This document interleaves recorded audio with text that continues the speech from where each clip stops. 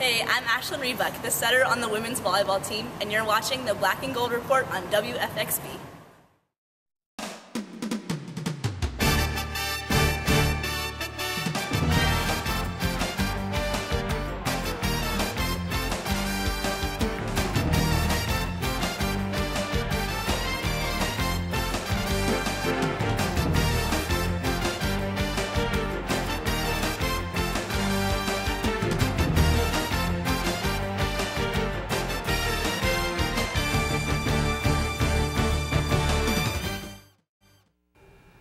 Good afternoon, Braves fans, and welcome to this week's edition of the Black and Gold Report, a program all about UNCP athletics. I'm Kevin Freeman, and it's homecoming this week, and we're going to be talking as a result with Mike Severy, who's the Director of Student Involvement and Leadership here on campus. He's going to tell us a little bit about what homecoming is and what homecoming means to the campus here at Pembroke. But first, as always, we're talking football with Coach Pete Shinnick. Coach, welcome back. Thank you.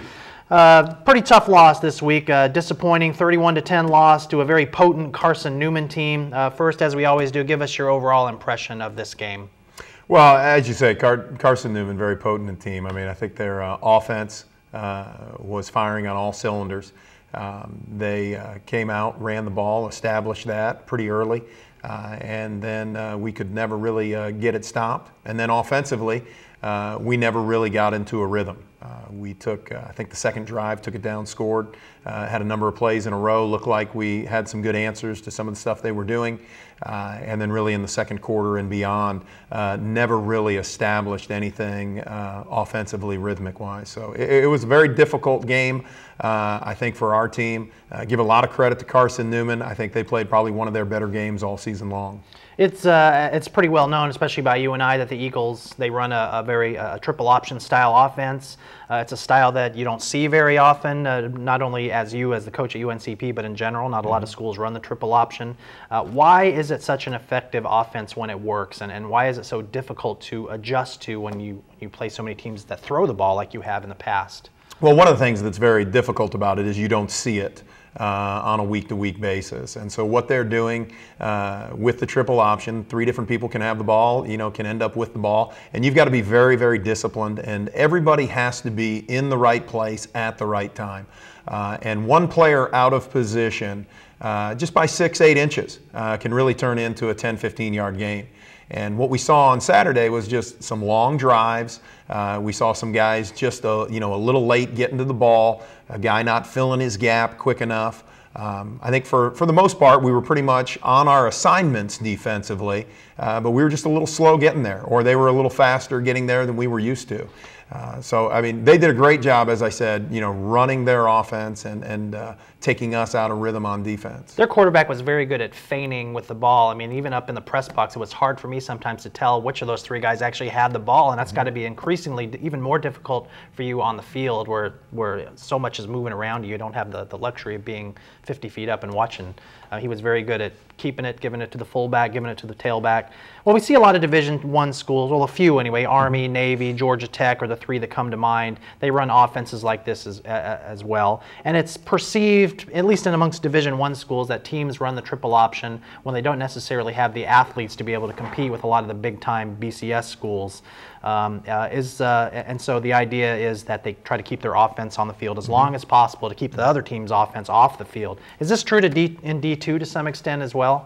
Well, it makes it really difficult on people to prepare, like I said, and you can really use your talent in a different way. Carson Newman has always been pretty good on defense, and so I think they spend their portion of their scholarship dollars on defense, and they get away with some things on offense. Their quarterback and their running backs extremely talented this year. And the past couple years, they haven't had, I don't think, as talented guys as they have this year. And so, you mentioned Army, you mentioned Navy, Georgia Tech. Paul Johnson's been doing it, for a long time. Georgia Southern still runs that type of offense. And when you have just as good a talent, which I think Carson Newman does, it makes it very difficult to defend that offense. Now, I know this is something you don't necessarily want to hear, but when the triple option is run the way that it's supposed to, as we said a little bit off camera, it truly is a thing of beauty to watch how elegant that offense can be when they're able to get all those yards. Well, the Eagles had 3 players, the 2 running backs and the quarterback, who all had 90 yards or more rushing. Is this ideally what happens in an option offense? You want to have that offense spread amongst those 3 guys about as evenly as possible? Yeah, from their perspective, I think that was probably, the perfect plan. We went in defensively and wanted to, keep the ball out of the fullback's hand as much as possible because he's the quickest hitter. He still got it, and I think a lot of his yards were, kind of grind out, banged around.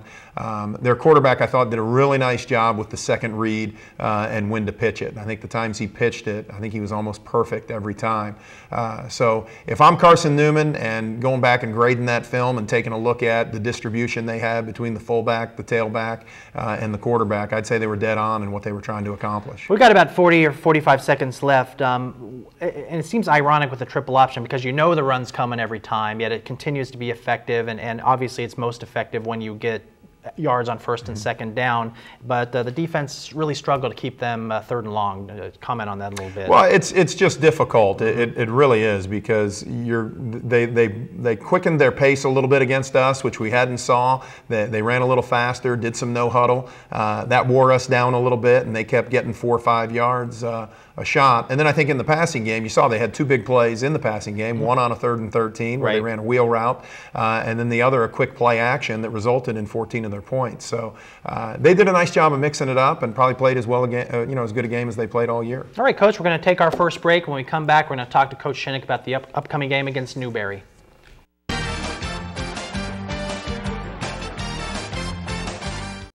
I thought it was my lungs. I was having shortness of breath. I had a great team of doctors. Dr. Lowry, wonderful doctor. The only one, really, who has ever had my heart in his hand. I don't think you got any better treatment in Duke than you got him. I felt very safe. I mean, I feel good. Got energy. I go to the mall and walk 2 miles. I come out victorious. I love Southeastern, and of course, if it has something to do with their heart, this is where you get it. This October, the UNCP Braves Club is partnering with the Ruby Tuesdays Give Back program. Supporting our Brave student athletes is as easy as print, dine, give. Just print the event flyer from uncpbraves.com, bring the flyer, and dine at one of 8 locations on any of 3 different days. Present the flyer to your server, and 20% of your bill will be donated to the Braves Club General Scholarship Fund. Event flyer locations and dates available on the Braves Club page at uncpbraves.com.